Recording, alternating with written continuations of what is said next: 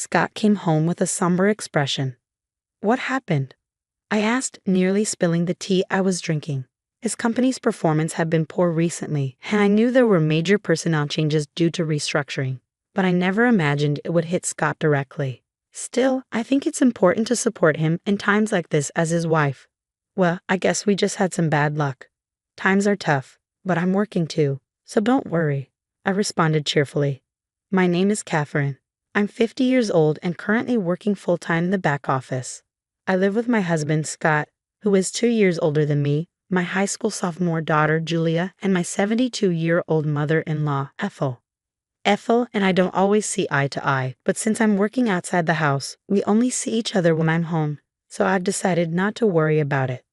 I told my daughter, your dad is a bit down because of the demotion, but try to act normally around him. However, Scott started to vent his frustrations on me. It's often said that people vent their frustration on those closest to them, those they trust the most, and indeed, all of it was directed at me. The next day, as I was cleaning the hallway during my day off, he passed by and suddenly said, "You've put on weight since we got married, haven't you?" Huh? Well, I am 50 after all. Even the gynecology pamphlets say that women tend to gain weight around menopause. But according to my company's health checkup, I'm not overweight, I replied. Forget the health checkup, your figure is too unsightly. You're just being lazy. If you're overweight, I'm embarrassed to be seen with you with your barrel-like figure, he said. I was at a loss for words when my husband suddenly said such a heartless thing. Then he added, ugly, and locked himself in his room. What? What's happening all of a sudden? I pinched my own side. I could tell that I'd gained more than enough weight, but why now, all of a sudden? I felt as if I had been pierced by an arrow that had come flying at me out of the blue, so much so that I forgot I was holding the mop in my hand. It was that much of a shock. The mop slipped from my hand, clattering loudly as it fell onto the hallway floor. From that day on, Scott's attitude towards me became increasingly harsh. To make matters worse, my mother-in-law seemed to have listened to that weekend's argument and she jumped on it, doubling the power of the criticism. As I was climbing the stairs with a laundry basket, intending to hang the clothes, my mother-in-law descended from the second floor. No, she didn't descend. She just waited at the top of the stairs. She'd remark things like, "Oh, how awful. If only you weren't so fat, we could pass each other on the stairs. I wouldn't have to wait here because only one person can pass due to your obesity." Furthermore, when I served fried chicken for dinner, she'd say, "Isn't this what's making you fat?" and would remove my plate. She'd suggest that the three of us who aren't overweight should eat my portion. My gynecologist told me after middle age, you either get fat or you lose weight, but my mother-in-law was on the thin side. She was skinny like a dried-up tree. But I was still able to tolerate her petty harassment. Such nuisances had been commonplace, so I was somewhat used to it. What really pierced my heart was my husband's behavior. Since that incident, my husband Scott stopped talking to me. There was no thank you or that was delicious, even when I served him breakfast. He'd just silently eat and then get up. He'd silently enter and leave the bathroom. We still shared the bedroom, but he just turned his back and played with his smartphone. I couldn't stand being treated as if I were invisible. One night in the bedroom, I gathered my courage and asked, "Hey, did I do something to deserve being ignored?" He responded, "Not really, but I just don't want to talk to anyone other than humans. I don't want to be seen as a family with someone this fat. If you care about me, lose some weight." I was disheartened by his words, but it's inevitable after middle age, and you know it, right?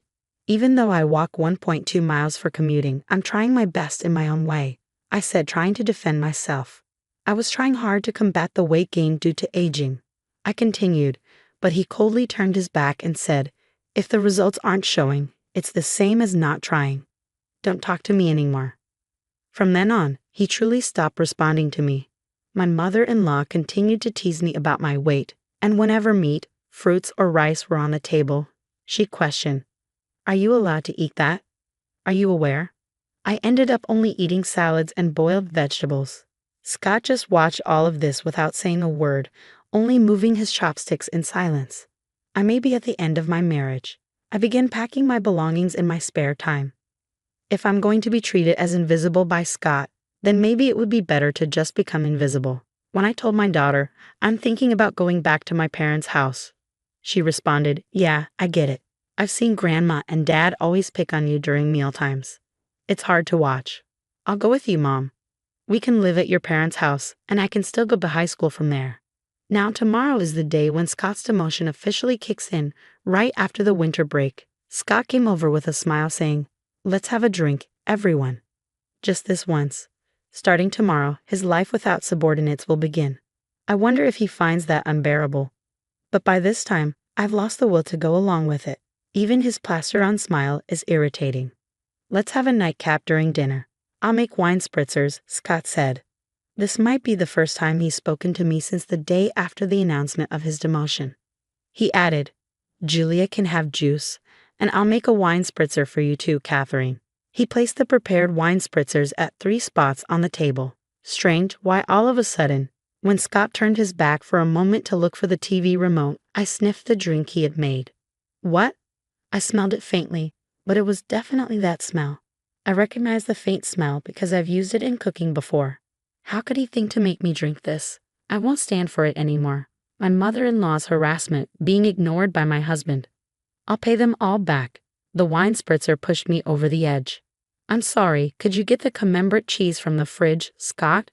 It's from a local dairy farm and it's really delicious. I'm glad for the family time. Could you fetch it?" Thinking he should at least do that much when I expressed joy at family time, Scott headed towards the fridge. While he was away and before my mother-in-law and daughter sat down, I switched my drink with the one on the seat to my right. The right seat, it was Ethel's seat. Scott returned with the cheese. "Well, now that we've got the snacks ready, I'll call Julia and mother-in-law," I said loud enough for them to hear. "Dinner's ready." The two of them made their way to the dining room and took their seats. Just a regular dinner, except I didn't have any meatloaf or cornbread, just salad, stewed chicken soup, cheese, and wine spritzer. Julia was having juice. "Let's eat," Julia said, breaking the silence. Scott and my mother-in-law remained silent. I sipped on the wine spritzer Scott had made. He was watching me closely. I smiled and said, "Yeah, it's good." "Huh." Scott murmured something under his breath, but I ignored him. I dug into the salad and then took another sip of the wine spritzer. Suddenly, a beam of red liquid shot out from my mother-in-law. It reminded me of Godzilla's fire breath. "Wait. What, Grandma? What happened?" My daughter stood up in surprise. Some of the liquid splashed on her salad. "Did you choke? Are you okay?"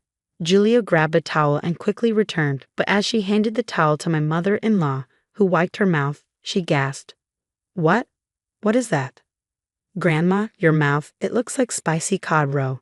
My mother-in-law began to freak out. "Hey you," he put it in my drink. She shrieked and lunged at me. I coldly brushed her hand away. "It wasn't me. Scott made it." Being brushed off and hearing that Scott was responsible for the drink must have been quite a shock. "What?" My mother-in-law screamed, her lips still covered in sauce, then turned to look at Scott. He was shaking. I leaned towards Scott, resting my hand on the table to exert some pressure. "You thought you could hide it in the wine spritzer, didn't you?" "I could smell it a little because I've used it before." "That was drop of hell, wasn't it?" "Drop of hell? I had bought it at a food fair in Alabama. It's not as famous as death sauce, but it has a hint of lime that I like for its homey taste."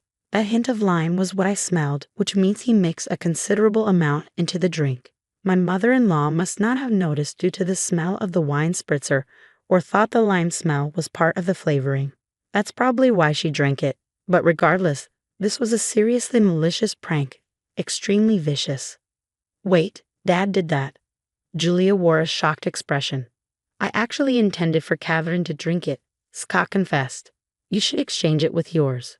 My mother-in-law, frothing at the mouth, also wanted to push it onto me. "No way am I switching to that dangerous drink," I said in a low voice, maintaining my pressure on Scott. Then I cornered him. "Explain why on earth you thought of doing something so outrageous." He replied, "You were staying chubby, and spicy food boosts metabolism, so I thought I'd make it." "Wow, that's pathetic." "What a lame excuse," I laughed sarcastically. Did he really think that explanation would be acceptable? Utterly embarrassing. Pressured, my husband hesitated and slightly moved his chair back.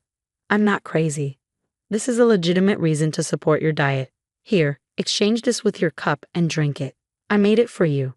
I closed the distance. My husband retreated. What are you saying? As the one who made it, you should taste it to see if it's delicious. Come on. I got up, took the cup containing the drop of hell from in front of my mother-in-law, and threw it in front of my husband. After ignoring me and treating me like air for so long, did you think I would honestly drink something you made with a smile out of the blue? Didn't it occur to you in your empty head? Isn't it too childish? Come on, taste it. As the one who cooked it, you should take responsibility. I slammed the table. At that sound, my husband, thinking he could escape with a little more backpedaling, stood up from his chair and backed off. After a tense silence, a quiet voice spoke. Drink it. My husband and I turned to the source of the voice. The voice came from our daughter Julia. Julia started to speak as if she was squeezing out the words. Taking your frustration out on Mom, who supports you the most when things don't go well at work, and repeating cruel treatments, this is like a childish prank. I might not be supposed to say this to my parents, but it's too childish and unbearable to watch. Our daughter stood up too and continued, facing her father. Is it wrong to be overweight? Mom wakes up early and walks to work, and she also brings lunch, so it's not like she's not trying. Then she turned to her grandmother. And you're going along with it, taking away my mom's dinner like fried chicken. What Grandma is doing is like middle school seniors and juniors. It's embarrassing. At those words, a flustered Ethel began to make a confused excuse. That's not it. I'm just worried that Julia's mom will gain any more weight. She must have wanted to be seen favorably by her granddaughter. In fact, Ethel liked Julia. But this time, Julia was harsh. Compassion is something that is conveyed to the other person. It hurt to see Mom's dinner, despite Mom looking sad. I wouldn't call that compassion. Mom hasn't had any issues in her checkups, but still taking away her side dishes is just mean. Ethel fell silent. And another thing, Julia turned back to her father. Mom goes to the gynecologist every month and keeps herself active. But despite all that, Dad just ignores her because she's put on some weight. What's his deal? That atmosphere he creates by ignoring her makes the house feel so tense. Can't you see that? Even Colonel Sanders and Aunt Stella from the cookie ads are plump. There's a term called happy weight, you know. If she gets older and becomes a lovely grandmother like Aunt Stella, I'd be thrilled. When I have kids and she's become a grandma, wouldn't it be great to say, Mom, you've come to some happy weight, and laugh about it? That's my dream. Could you please not ruin it for me? Her gaze was cold as ice as she spoke matter-of-factly. However, her words warmed my heart like hot milk with cookies. It was a pathetic sight to see a father scorned by his own daughter. And one more thing. She directed her words at her father. If you're going to ignore someone because of the weight gain due to aging, you should realize that with your thinning hair, you could easily be overlooked yourself.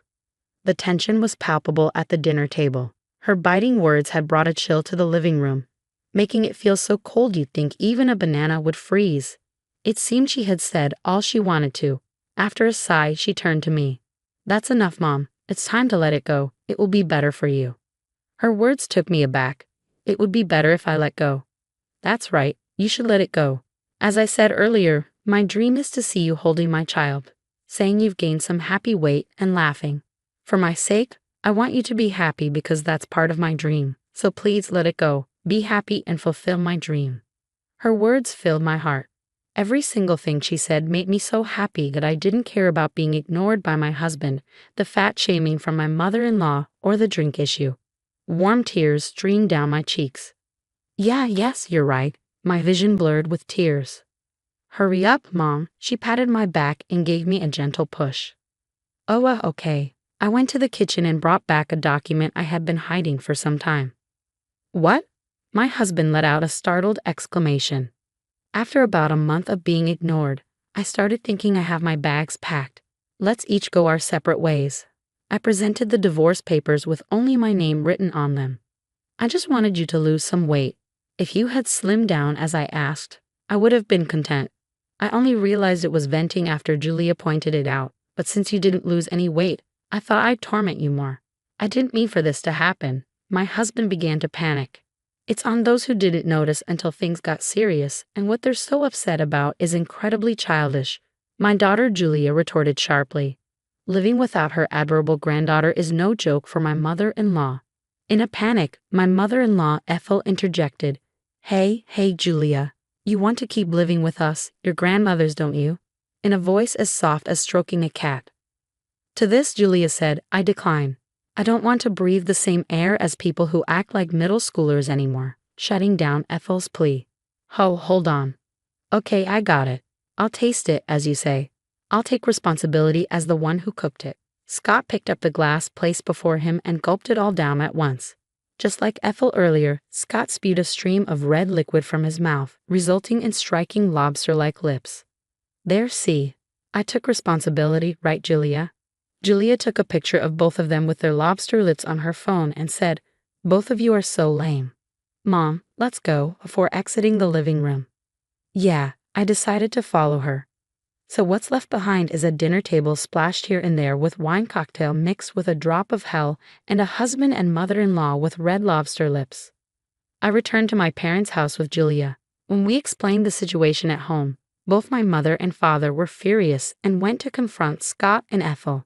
They brought back the divorce papers and I ended up getting divorced.